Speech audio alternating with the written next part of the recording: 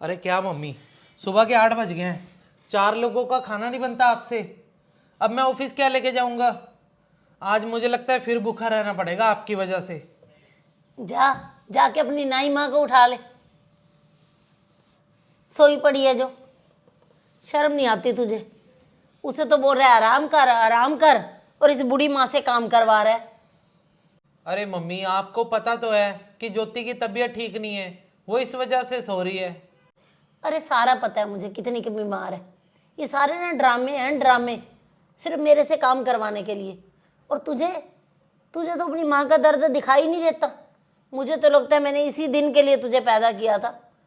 अरे 5 बजे से उठ के लगी हूँ घर की सफाइयाँ करने, घर के काम करने। अब तुझे मैं खाना बना के दूँ? अरे 4 तो लोग हैं इस घर में, आपसे 4 लोगों का काम भी नहीं होता मम्मी।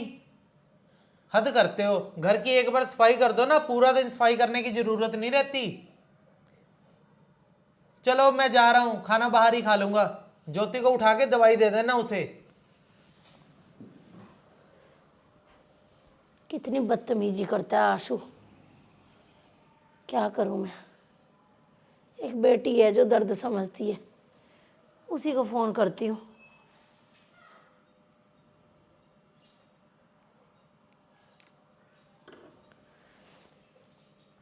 हेलो अंजलि। हाँ जी मम्मी, कैसे हो? क्या बताऊँ अंजलि तुझे, तेरे भाई को तो ना तेरी चुड़ैल भाभी ने ना पूरा बस में कर लिया है। मेरी कोई भी बात नहीं सुनता। इतनी बदतमीजी करके गया है ना मेरे साथ, तू सपने में भी नहीं सोच सकती। अच्छा मम्मी, क्यों मम्मी, ऐसा क्या हो गया? भैया तो ऐसे नहीं है। अरे बदल गया है तेरा भाई, बदल। अब तो सिर्फ अपनी चुड़ैल पत्नी की देखता है बस, तेरी माँ की एक भी बात नहीं सुनता। अभी बोल के गया मुझे कि 4 लोगों का काम ही कितना होता है। सारा दिन अपनी पत्नी को तो बेड के ऊपर आराम करवा रहा है, और मेरे से सारे घर के काम। अच्छा मम्मी, कोई बात नहीं मम्मी, शाम को भैया आ जाएंगे तो मैं आती हूँ। वैसे भाभी है तो नहीं ऐसे, पर मैं आती हूँ मम्मी, करती हूँ बात फिर। हाँ हाँ बेटा, आ जा तू, बात तो करनी ही पड़ेगी, वरना मैंने तो ना घर छोड़ के ही चले जाना है। मेरे से नहीं इतने घर के काम होते।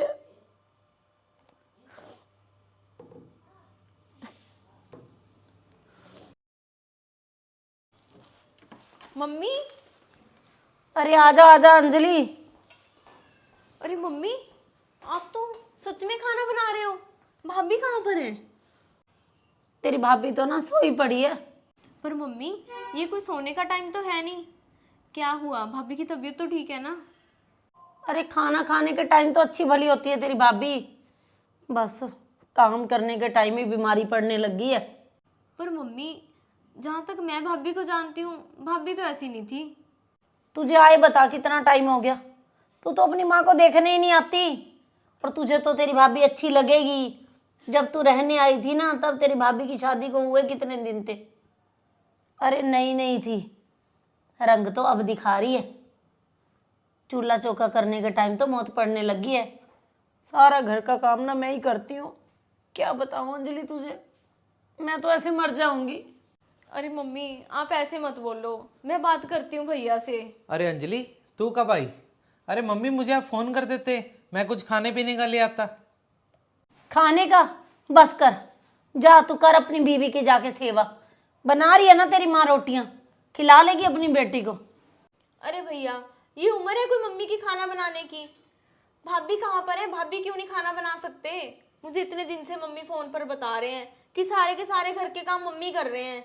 अरे अंजलि, घर में 4 लोगों का तो काम है, काम ही कितना होता है, अब वो भी कर नहीं सकते मम्मी? देख अंजलि देख, तेरे सामने कितनी बदतमीजी कर रहा है। हाँ मम्मी, देख रही हूँ।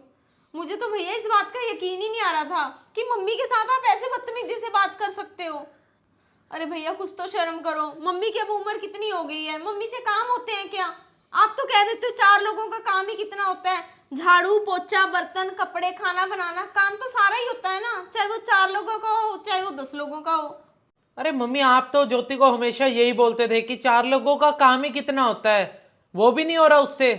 अंजलि, मम्मी ने तुझे घर की सारी बातें तो बता दी, लेकिन ये नहीं बताया कि ज्योति की तबीयत कितनी ज्यादा खराब है, क्यों नहीं कर पा रही वो घर का काम। ये देख, मैं अभी आते हुए रिपोर्ट्स लेके आया हूँ, पढ़ इन्हें। तेरी भाभी को टाइफाइड हो गया है और सेल भी कम है इतने, एडमिट करवाना पड़ेगा आज ही उसे। भैया, अरे मम्मी, आपको पता नहीं था कि भाभी की तबीयत इतनी ज्यादा खराब है? भाभी को टाइफाइड और मलेरिया दोनों एक साथ हो गए हैं। आपने भाभी का ध्यान तो क्या रखना था, ऊपर से मुझे शिकायतें लगा रहे हो कि भाभी घर का काम नहीं कर रही। ये तो मम्मी आपके लिए गलत है ना। अंजलि, मम्मी को कैसे पता होगा? मम्मी एक सास है, सास, और सास को तो यही लगता है कि बहू कभी बीमार नहीं पड़ सकती। हाँ मम्मी, भैया बिल्कुल सही कह रहे हैं कि एक सास को तो यही लगता है हमेशा कि बहू कभी बीमार नहीं पड़ सकती। और अगर मम्मी ये सब कुछ मेरी सास करती ना तो आप उसे 100 गालियां देते। अरे मम्मी, एक बहू का सुख में साथ नहीं दे सकते तो कम से कम दुख में तो साथ देना चाहिए ना। अगर फिर भी आपको कोई परेशानी थी, काम करने में दिक्कत हो रही थी, नहीं हो रहा था, तो आप मुझे फोन करते कि अंजलि आजा मेरे साथ कोई काम करवा दे, मैं करवा देती घर के काम मम्मी। पर ये सब कुछ करके ना बहू बेटे की नजरों में गिरने वाला काम कर दिया आपने।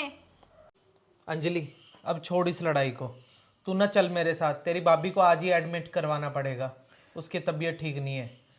और मम्मी तो अपना सास होने का कोई फर्ज नहीं निभा सकते, तू ही अपनी ननद होने का फर्ज निभा दे।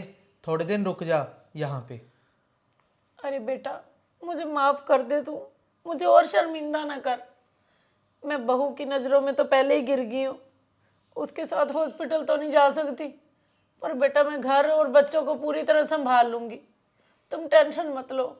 जाओ, ज्योति को हॉस्पिटल लेके जाओ, मैं खाना वाना सब कुछ बना के वहाँ पहुँचा दूँगी। बस एक बार मेरी बहू ठीक हो जाए। माफ़ कर दे बेटा मुझे। चल आ जा अंजलि।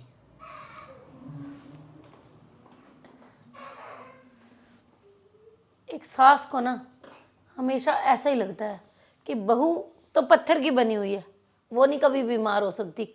एक बहू को क्या बीमार होने का भी हक नहीं होता। ये हमारी छोटी सी स्टोरी कैसी लगी? अच्छी लगी तो इसे शेयर ज़रूर कर देना। और जो नए लोग हमारी स्टोरी देख रहे हैं, ऐसी ही और स्टोरी देखने के लिए Manchanda family blog, Anjali Manchanda, mister and Mrs Manchanda और वनीता मनचंदा को फॉलो ज़रूर कर लीजिए। बाय।